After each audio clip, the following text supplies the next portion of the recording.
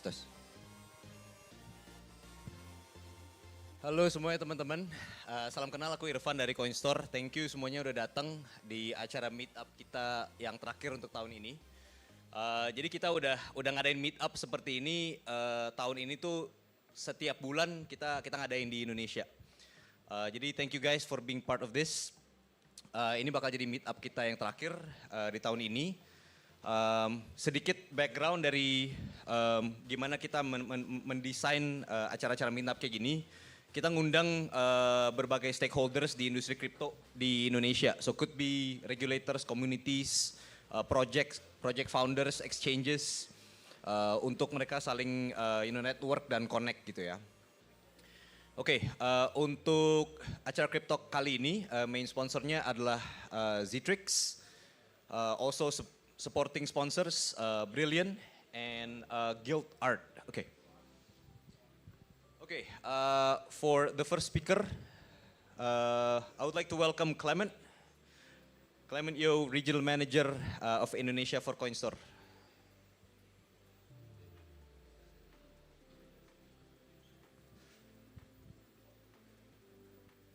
Okay bro, floor is yours.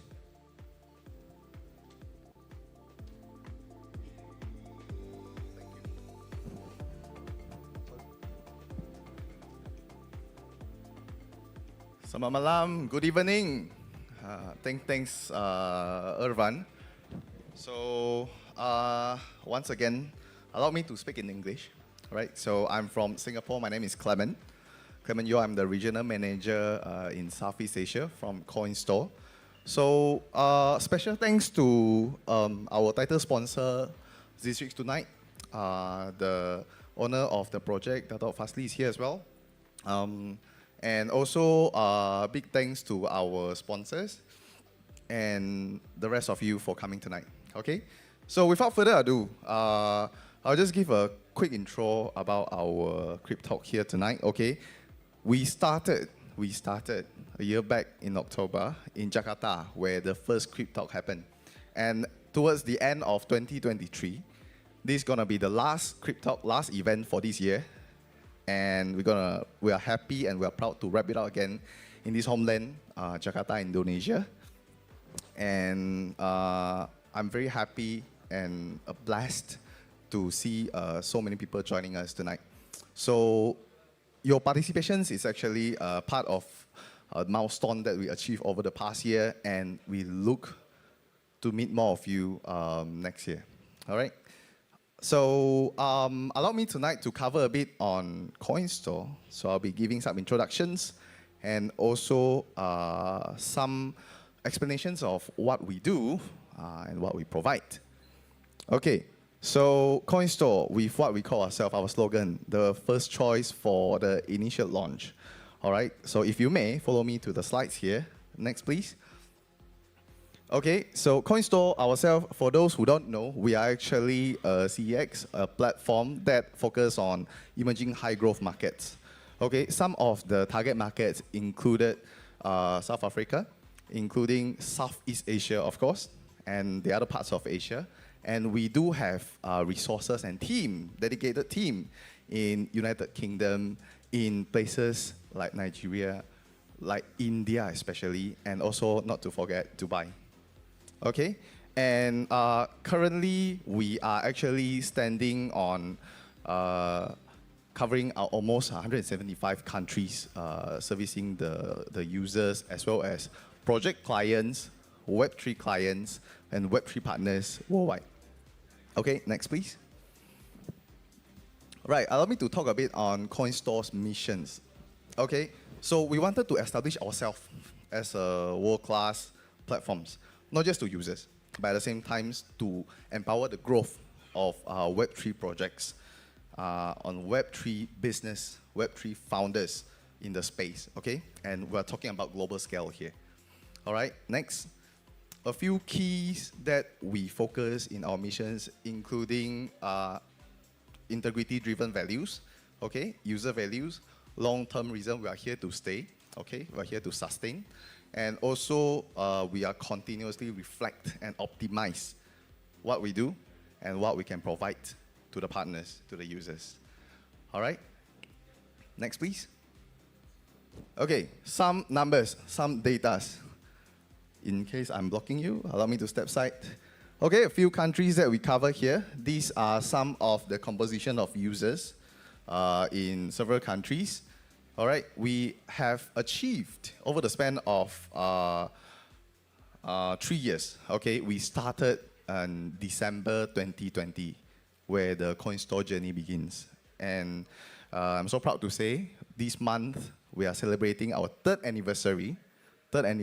So over the span of 3 years, we have achieved 5 million users, and we have a monthly active user about 1.7 millions on the platforms. Okay, trading volume is amounting to about 400 millions. Okay, fluctuating around that level. Next, please. Okay, and of course, social medias, communities, right? With over 175 countries worldwide, we have about 120,000 and still growing in terms of our community size. Okay, next please. All right, so moving forward, I'll be sharing a bit of, you see quite some pictures and what we actually do in terms of growth, the supports we are providing to our clients, to our partners, project partners in the space. Okay, next. All right, PR, of course. With some of the, I think without further explanations, some of the names you should be heard, Yahoo Finance, Bloomberg, etc. So we publish PRs. Of course, we help our partners to have exposures on these big media platforms. Next. Okay, building strong connections, some of the pictures of the PR that has been published. Okay, next please. Okay, building strong connections with local partners. All right, so photos here. The photos on my left, okay, this is actually taken during our first Cryptalk, where we have the MOU with Karim Bandung. And on my right, sorry, still my left, but on the second picture here, it's when we signed the MOU with, signed the MOU with the local government affiliates in Philippines. All right, next please. Okay, KOLs, right, in Web3, some of you that are familiar, KOL is one of the essential elements. Okay, it's about communities. So yes, we do have partners, of course, with KOLs across the world. Next. Okay, and some events we attend. If you have online, we believe you should have presence offline as well, like what we are having here tonight. Okay, so we are in Expo, we attended Expo. We run event like this, we call it Cryptalk, and there is another versions which is CS Connect, some of you which may have attended before. Okay, CS Connect is a smaller scale of networking event, proudly launched by Coinstore across different countries in the world. Okay, and of course, we do have our own Coinstore conferences, okay, which we run to empower the skills and also the foundations of our team. All right, next please. Okay, some examples of World Tour. We have attended quite a few major expos over the world. Consensus, that's holding annually in Texas, okay, and then CoinFest Bali, right? And also Dubai. Okay, Dubai is one of the countries that is very proactive and running pretty advanced in terms of Web3 space. Okay, next please. Okay, more photos. These are photos taken from CS Connect that we have run previously. Next please. Okay, Cryptalk. Okay, I think you can witness yourself. Most of you are live here tonight, okay? Next. Okay, live streaming. Okay, in case you haven't noticed, tonight Cryptalk is also running live stream online as well. Okay, we call it CS Live, right? So if you happen to access to our platforms, you can find under one of the segment where the live the live tab is, and then the whole sessions, the speaking, the sharings will be streamed online tonight. Okay, so live streaming, we also covered sometimes some guests online. some live AMA, some panel discussions out there. Okay, next. All right, so that basically sums up everything.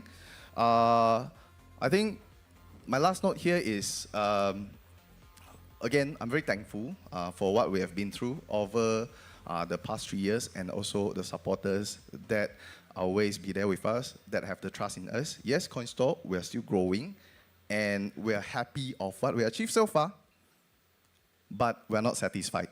So we're on the journey of still growing, and we're looking to meet more of you offline and even online after this. All right, guys, thank you. I hope you enjoy your night, and that's all from me. My name is Clement. Thank you. Terima kasih. Thank you Clement. Tepuk tangannya sekali lagi dong. Sebelum ke speaker selanjutnya, aku pengen ingetin bahwa teman-teman semua di sini lagi di live stream loh. Dan di broadcast di YouTube sama di mobile aplikasi kita. Oke, buat next speaker, ada Dato' Fazli Shah dari Zitrix. Ini project crypto yang saat ini masuk di dalam top 100 project crypto di CoinMarketCap dan CoinGecko. Dan project Zitrix ini udah punya partnership sama beberapa affiliate government di seluruh Asia, dari China, Philippines, sama Malaysia. Oke, tepuk tangannya dong buat our next speaker, Dato' Fazli Shah. Halo. Selamat malam, Bapak-bapak, Ibu-ibu. Thank you so much to Coinstore for hosting us.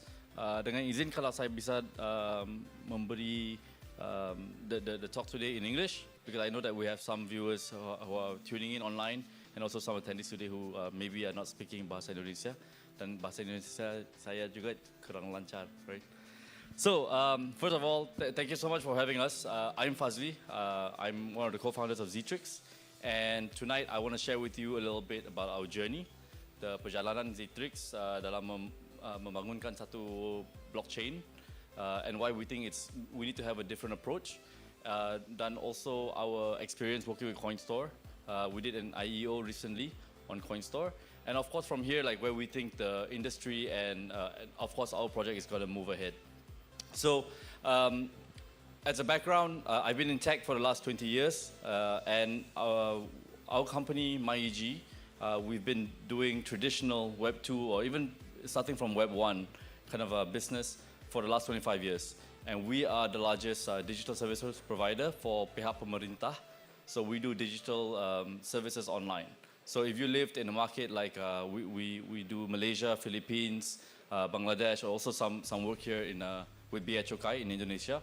So a lot of the online systems we built for the government, so much so that in some markets, for example, like road tax renewal, people think that we are the government, but we're not the government. We're a private company building services for governments. And so we think that the biggest shift is now going to be what is today blockchain or Web 3.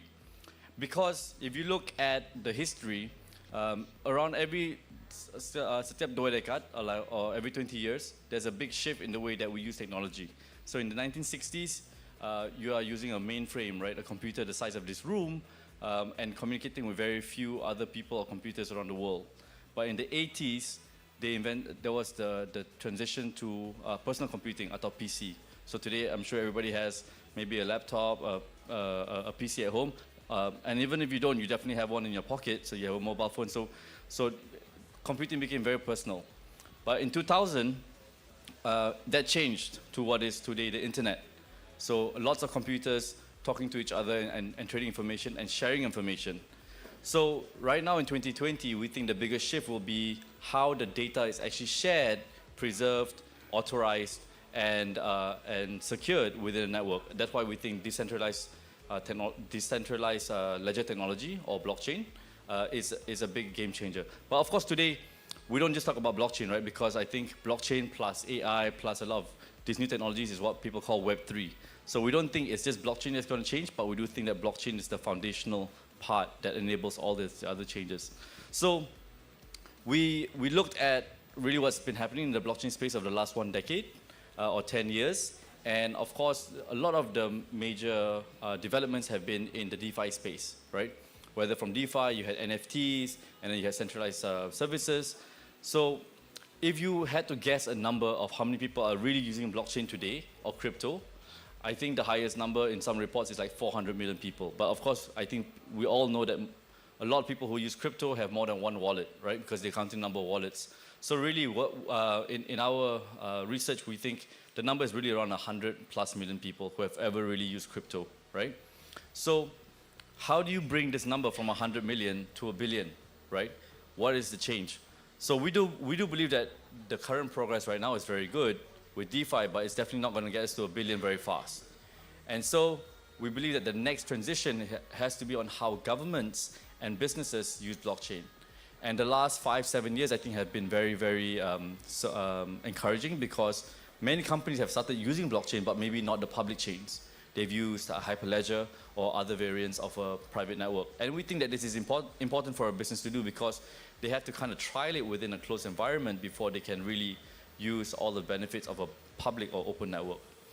And so in 2018, we started thinking about how to build, not to say a new blockchain, but how do we build on blockchain and the technology trend. So it came down to us wondering which country in the world has actually successfully used blockchain, right?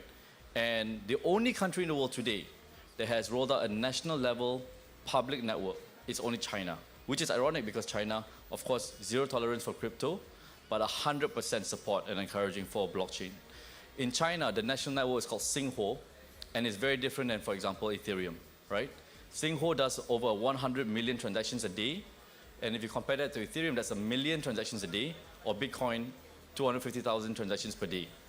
So we know that the volume opportunity is proven that it's going to be in industrial use cases, because that's, if you look at what they do, what they use blockchain for in China, they use it for supply chain management, supply chain financing, of course, things related to identity, right? But the movement of people and goods and information on blockchain has been realized in a very large economy. So what we did was we set out to try to work with the government of China, and in 2021, we reached an agreement to essentially provide the international gateway for the Chinese blockchain, which is what we call Ztrix today. So Ztrix's first function to start the business, if you will, or the network, was to send data in and out of China, because the Chinese national network will remain only in China. And this, we believe, is true for almost any government and any country, because they have different laws. Most likely, any country that builds a blockchain will probably make sure that their blockchain is only ever domestic, because for non-technological reasons, for mainly legal reasons, right? So from there, we essentially went to other countries and we asked them, do you want to build a national blockchain? And most countries say yes.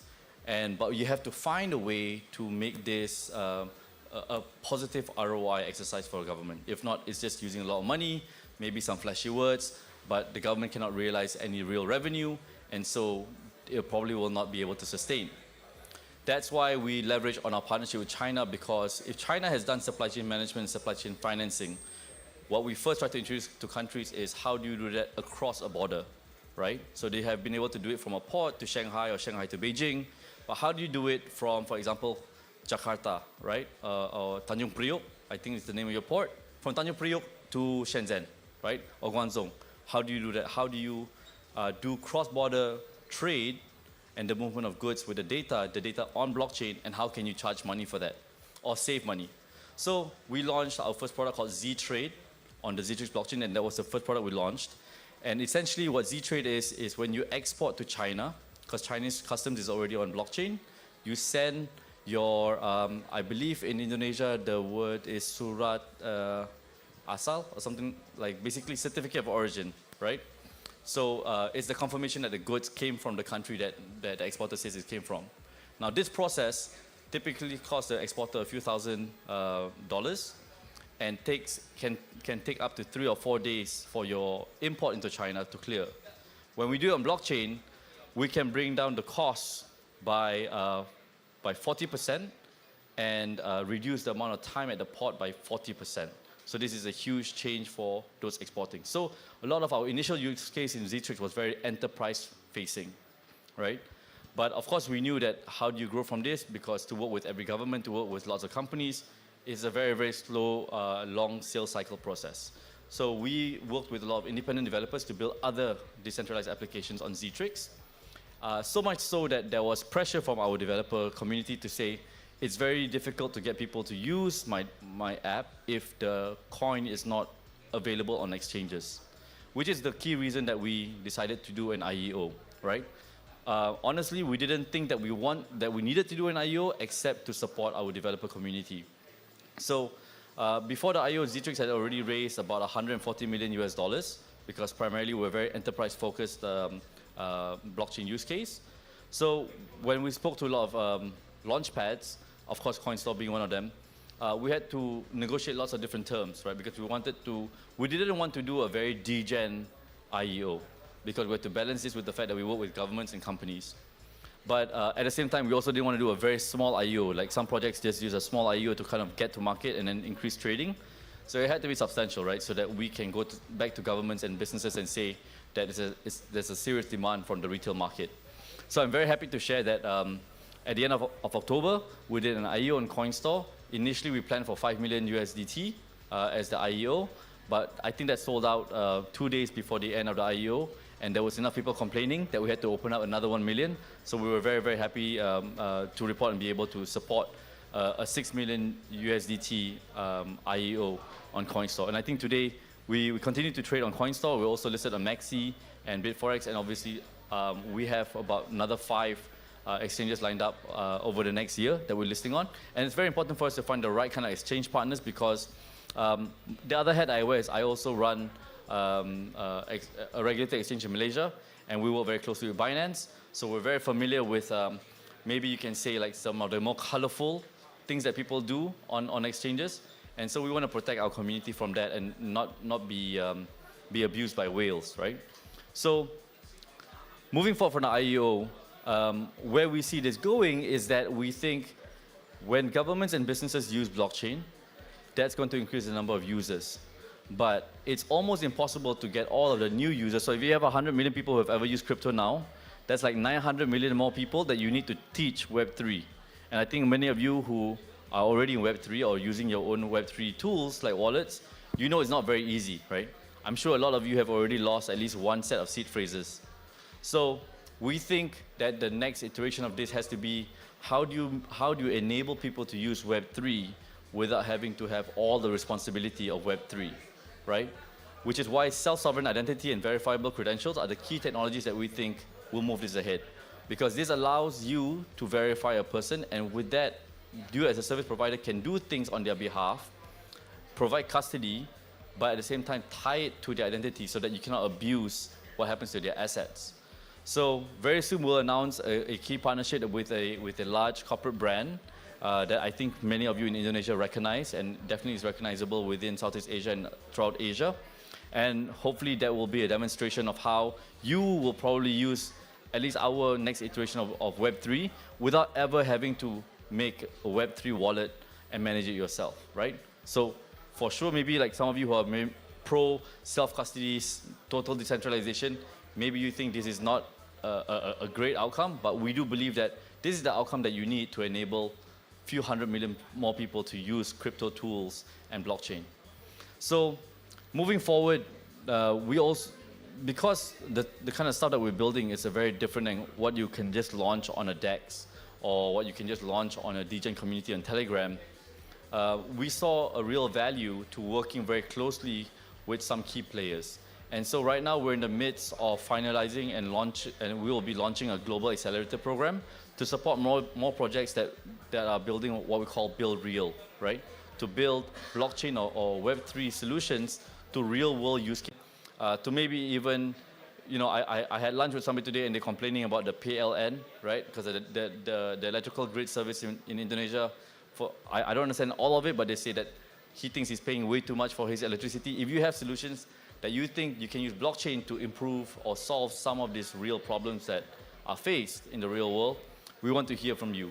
And this will be a program that we're launching with some, I can't name the parties today, but some of the key markets that we're looking at is Hong Kong, Singapore, Indonesia, and Korea, right, as key innovator markets. But of course, from anywhere that you come in the world, it will be a global accelerator program, And what we will be able to help you with is that we work very closely with governments.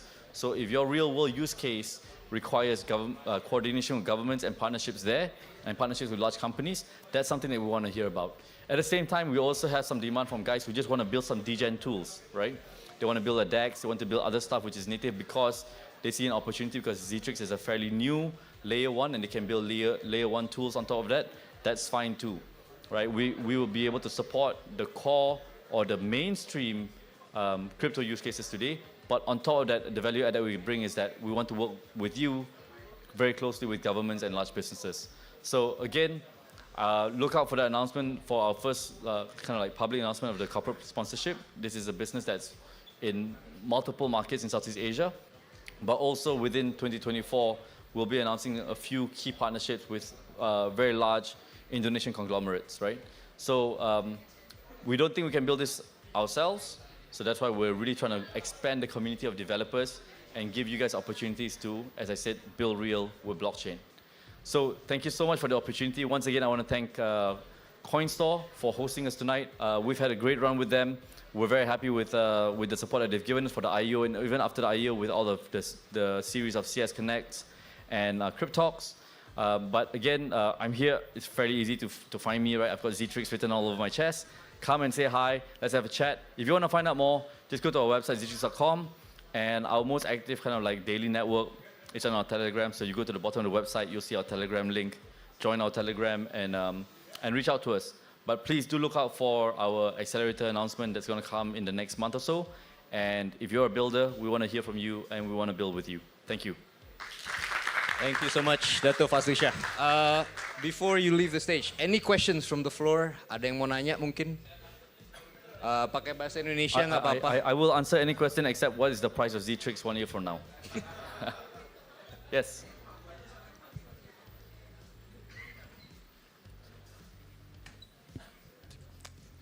Hello again. Hello. I'm Ron from BlockDev. So as you mentioned about you are already have some agreement with Indonesia government and stuff.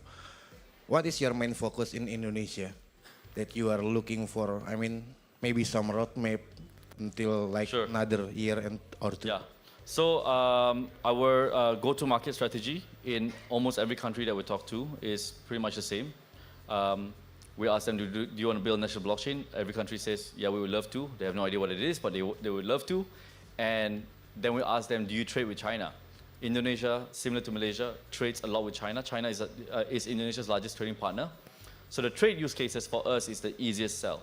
So the initial thing that we're building with stakeholders in the Indonesian government is the export of goods from Indonesia to China. And as I said just now, it saves time and money for the export process. And so we build that as the first use case. We also work very closely with some banks here that already provide financing to exporters. But what they do is they use the blockchain-based data to be able to validate some of the things happening. You know, like when does it cross the border? Is it already received by the logistics company? They use that so that essentially the exporters can get financing drawdown faster. So that's the first use case, but that's not the only use case we want to build, right? We work very closely with Bappenas, and I think Bappenas has a lot of ideas. And I can tell you that the Indonesian government understands blockchain is a way to put out data, but in a way secure it and also anonymize it. So the data can be there, and it can be read by the right parties, but it cannot be abused and hacked. And hacking is a big problem, or godam, right? It is a big problem in a lot of governments. I think you know, Malaysia, Indonesia, many governments, agencies around the world, they get their databases hacked all the time. And so this is a key value that a government like Indonesia wants to realize. But I think in short, the way that we think about it is if you want to build something that can leverage self-sovereign identity and verifiable credentials, and you can be quite creative like how you apply it, that's something that I think governments are interested, because it's very difficult to tell a government to decentralize all information. But when you take the central, like you have a KTP, right? So we will not replace the KTP database, but you can use the KTP database to issue a self-sovereign identity, so we know it's really you, or like we know it's really Irfan on the blockchain. It's already KYC'd, and then maybe when Irfan opens a bank account, that just references the blockchain, and then there's no more risk to the KTP database, you know? So we provide this additional layer that can then be used freely by businesses without introducing more risk to central parties like the government. Thank you. Sebelum kita ke grup foto session, ada pertanyaan lagi?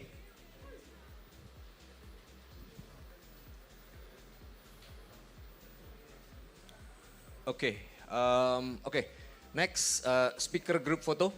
So Clement, please join on stage.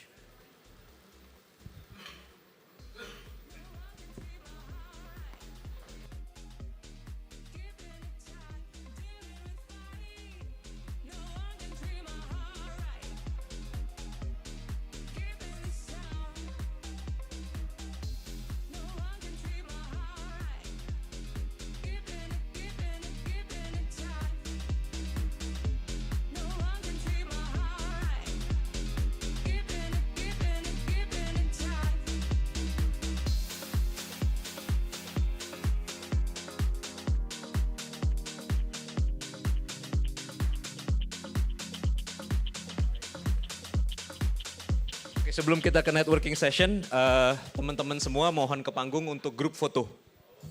Oke. Ayo, jangan malu-malu.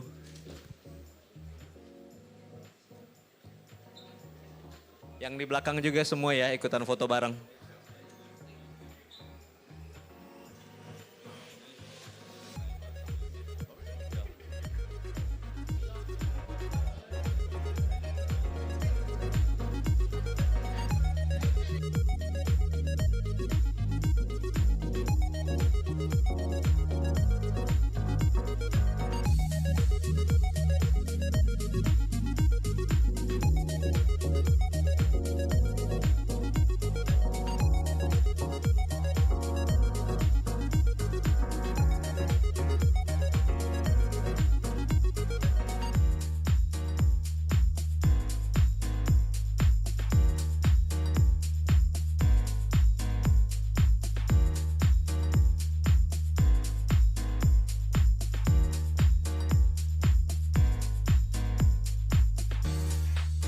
Just move your body, move your body. Just move your body, move your body.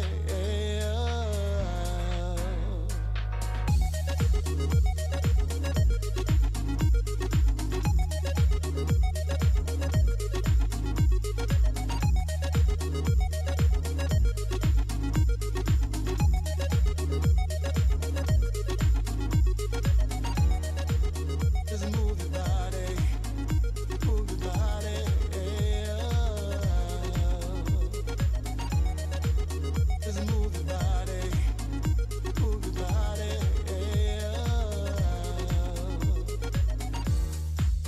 Just move your body, move your body.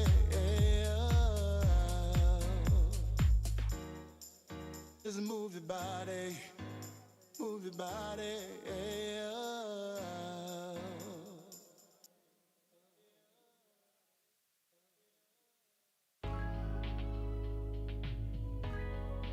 Oke, nextnya kita lanjut ke networking session. Di belakang ada snack, ada minuman juga, ada bir. So enjoy guys, thank you.